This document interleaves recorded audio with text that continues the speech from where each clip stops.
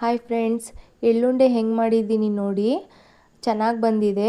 ಬೆಲ್ಲ, ಕಡಲೆ ಬೀಜ ಮತ್ತು ಬಿಳಿ ಎಳ್ಳು ತೊಗೊಂಡಿದ್ದೀನಿ. ಇದೆಲ್ಲನೂ ಬಾಣಲಿಗೆ ಹಾಕಿ ಕಲರ್ ಚೇಂಜ್ ಆಗೋವರೆಗೂ ಹುರ್ಕೋಬೇಕು.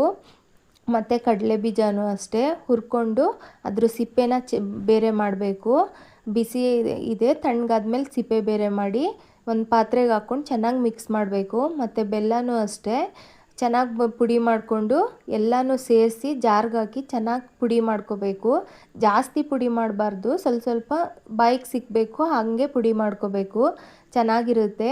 ಮತ್ತು ನಾನು ಸ್ವಲ್ಪ ಬೆಣ್ಣೆ ಹಾಕಿ ಉಂಡೆ ಮಾಡ್ಕೊಂಡಿದ್ದೀನಿ, ಅದು ವೀಡಿಯೋ ಮಾಡೋಕ್ಕಾಗಲಿಲ್ಲ. ಸ್ವಲ್ಪ ಮೈದಾ ಹಿಟ್ಟಲ್ಲೂ ಅಷ್ಟೇ ಹಿಟ್ಟು ಕಲಸಿ ಈ ಉಂಡೆನ ಎಣ್ಣೆಗೆ ಹಾಕಿದ್ರೆ ತುಂಬ ಟೇಸ್ಟಿಯಾಗಿರುತ್ತೆ. ಉಂಡೆ ಚೆನ್ನಾಗಿರುತ್ತೆ.